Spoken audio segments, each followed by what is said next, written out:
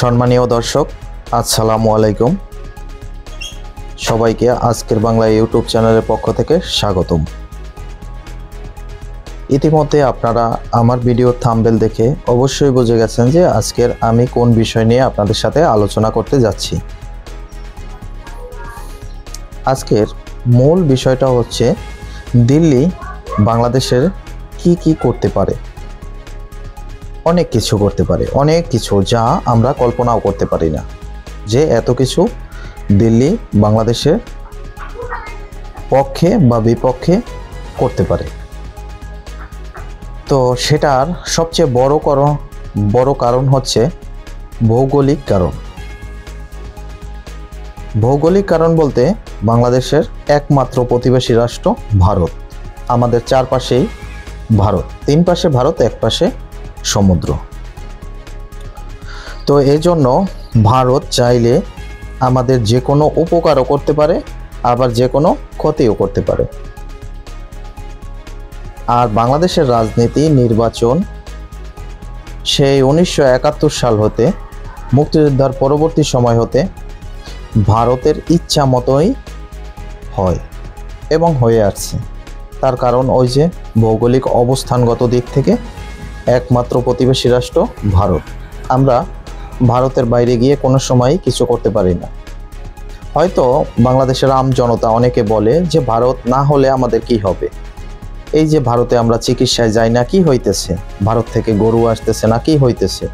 আমরা পাকিস্তান থেকে পেঁয়াজ রসুন আনতেছি, আমরা নেপাল ভুটান থেকে আমদানি করব, আমরা চায়না থেকে আমদানি করব। আসলে এটা হচ্ছে বাংলাদেশের আম জনতার এক ধরনের মানে কি বলবো, তাদের মাথায় যতটুকু ব্রেন বুদ্ধি আছে সেটা দিয়ে কথা বলা। তো আপনারা রাশিয়া ইউক্রেন যুদ্ধের সময়, যুদ্ধ তো এখনও শেষ হয় নাই, চলমান। তো সেই যুদ্ধের শুরুর দিক থেকে পুতিন কৃষ্ণ সাগরের উপর দিয়ে নিষেধাজ্ঞা দিচ্ছে এই কারণে যে যদি কৃষ্ণ সাগরের উপর দিয়া কোনো পণ্যবাহী জাহাজ বা বায়ুপথে কোনো বিমান বা কৃষ্ণ সাগরে রাশিয়ার ভূখণ্ডের উপর দিয়া কোনো রকমের কোনো জাহাজ, বিমান বা স্থলপথে কোনো গাড়ি যদি যেখান দিয়েই যাবে সেটাই রাশিয়ার সার্বভৌমত্বের উপরে আঘাত করা হবে বলে বিবেচনা করা হবে এবং রাশিয়া তার প্রতিরোধ করবে। এ কথার মানে কি? যে আমি যদি চাই আমার দেশের উপর দিয়া আমি তোমারই কোনো কিছু নিতে দিব না। ঠিক সেটা যদি ভারত করে তখন এই আমরা কি করতে পারি? কারণ আমাদের তো চারপাশেই ভারত। সেই যে বঙ্গোপসাগরের সেখানেও সমুদ্র সীমা, বাংলাদেশের সমুদ্র সীমা শেষ, সেখানে ভারতের সমুদ্র সীমা শুরু। তো আমরা চাইলেও ভারতের বাইরে গিয়ে কিছু করতে পারবো না। এবং বাংলাদেশের রাজনীতিতে ভারতের কলকাঠি যেভাবে নাড়বে বাংলাদেশের রাজনীতি ঠিক সেভাবেই হবে। আমাদের প্রধান উপদেষ্টা ডক্টর মোহাম্মদ ইউনূস এই জিনিসটা হয়তো একটু দেরিতে বুঝছেন। প্রথম তো উনিও অনেক ভারত বিদ্বেষী কথাবার্তা বলছেন ভারত না থাকলে কি হবে, এই করব, চীনে যাব, চীনে গেল, চীন সফর করে আসলো, আমেরিকা গিয়ে সফর করে আসলো, অনেক কিছু করে দেখালো, কিন্তু আসলে আলটিমেট কোনো রেজাল্ট তিনি পান নাই বা কোনো কিছু করতে পারেন নাই। শুধুমাত্র বিভিন্ন রকমের সংস্কার বা এইগুলা বলে উনি জাস্ট সময়টা পার করছেন। আর উনি একটা কথা যখন দেখতেছে যে কোনো কিছুতে কোনো জায়গাতে ঠেকে গেলে বলতেছে আমি রাজনীতির কি বুঝি, আমি আসলে রাজনীতির কিছু বুঝি না। এই কথা বলে আমাদের প্রধান উপদেষ্টা ডক্টর মোহাম্মদ ইউনূস উনি পার পেয়ে যায়। তো কথা হচ্ছে ভারত নিয়ে। তো ভারত কলকাতা থেকে, দিল্লি থেকে যে কলকাঠি নাড়বে সেই অনুসারেই বাংলাদেশ চলবে। এটা আপনি আমি স্বীকার করি বা না করি, বাস্তবতা এটাই। আর সাবেক প্রধানমন্ত্রী শেখ হাসিনা তিনি এখন ভারতেই অবস্থান করছেন। আর এই মুহূর্তে ভারতের সেনাপ্রধান বাংলাদেশে, একই সাথে আমেরিকার এক সেনাপ্রধান এবং তাদের নৌবহরের প্রধান এবং বেশ কয়েকজন তার সাথে আরও কয়েকজন লোকজন তারাও বাংলাদেশে অবস্থান করছে। এবং বাংলাদেশের আওয়ামী লীগ, ছাত্রলীগ, যুবলীগ যারাই আওয়ামী লীগের অঙ্গ সংগঠনের লোকজন আছে তারা এই মুহূর্তে রাজপথে এদের দ্বিতীয় দিন থেকে মিছিল, মিটিং, হরতাল সব কিছু শুরু করে দিয়েছে। তাইলে এটা থেকে, এই আলামত থেকে কি বোঝা যায় যে শেখ হাসিনা অতি শীঘ্রই বাংলাদেশে ফিরবেন এবং এই কলকাঠি দিল্লি ঠিকঠাক মতনই নাড়ছেন এবং তাকে সমর্থন দিচ্ছেন আমেরিকার ডোনাল্ড ট্রাম্প। তিনি ক্ষমতায় এসেই যারা এই যে আওয়ামী লীগ সরকারের পতন ঘটাইছে, সেই ডোনাল্ড লু, পিটার হাস, তাদেরকে কিন্তু সাথে সাথে বরখাস্ত করে দিয়েছে এবং তাদের জায়গায় আসছে তিনি হচ্ছেন তুলসী গ্যাব্রাড।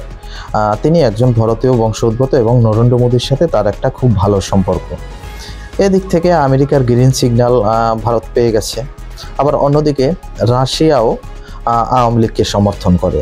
যখন শেখ হাসিনার নামে সেই পারমাণবিক বিদ্যুৎ কেন্দ্রের সেখান থেকে টাকা চুরি হয়েছে বা শেখ হাসিনা আত্মসাৎ করেছে এরকমের অভিযোগ করছে, রাশিয়ার সাথে সাথে প্রতিবাদ করছে, বলছে না, এটা কোনো প্রকারে রাশিয়া স্বীকার করে না যে আওয়ামী লীগ সরকার এই পারমাণবিক বিদ্যুৎ কেন্দ্র থেকে টাকা লুটপাট করছে বা চুরি করছে।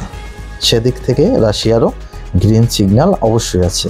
অপরদিকে ডক্টর ইউনূস চায়নাতে যতই যাক, এবং সে চায়নাতে গিয়েছে কোনো বেসরকারি একটা প্রতিষ্ঠানের সম্মেলনে, সেখানে চায়নার উচ্চপদস্থ কোনো সরকারি কর্মকর্তা বা প্রধানমন্ত্রী তাদের সাথে মিটিং বা দেশের সার্বভৌমত্ব বা নির্বাচন নিয়ে কোনো আলাপ আলোচনার জন্য যায় নাই। তিনি গেছেন ওই যে একটা বেসরকারি সংস্থা, তাদের একটা কনফারেন্স ছিল, সেখানে যোগদান করতে গেছেন।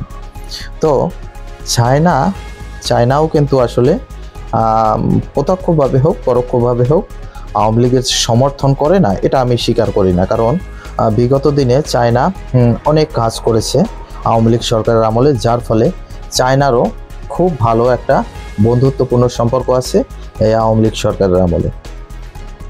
তো যে কথাটা মূল কথা, যে বর্তমানে আওয়ামী লীগের অঙ্গ সংগঠন আওয়ামী লীগ, ছাত্রলীগ, যুবলীগ, স্বেচ্ছাসেবক লীগ, তারপরে যারা যেখান থেকে আছে মাঠকর্মী, তারা সবাই মাঠে নেমে পড়ছে এবং ঈদের দ্বিতীয় দিন কিন্তু তারা এই বিভিন্ন জায়গায় হরতাল, আন্দোলন, অবরোধ, মিছিল, শেখ হাসিনাকে ফিরিয়ে নিয়ে আসা হবে, তারপরে সব কিছু মিলাইয়া একটা ভালো অবস্থান নিতে যাচ্ছে। অতএব দেখতে থাকুন যে ভবিষ্যতে কি হয়। আর আজকের বাংলা ইউটিউব চ্যানেলটি যদি আপনাদের ভালো লাগে তবে অবশ্যই চ্যানেলটি সাবস্ক্রাইব করবেন, আর যদি ভালো না লাগে তাহলে দেখতে থাকুন। দেখতে দেখতে একদিন ভালো লাগা, ভালোবাসা আল্লাহর রহমতে হয়ে যাবে। আর ভিডিওটি কেমন লাগলো তা অবশ্যই কমেন্ট করে জানাবেন। ভালো লাগলে অবশ্যই একটা লাইক দিয়ে যাবেন। এই পর্যন্ত শেষ করছি। সবাই ভালো থাকবেন, সুস্থ থাকবেন। আসসালামু আলাইকুম।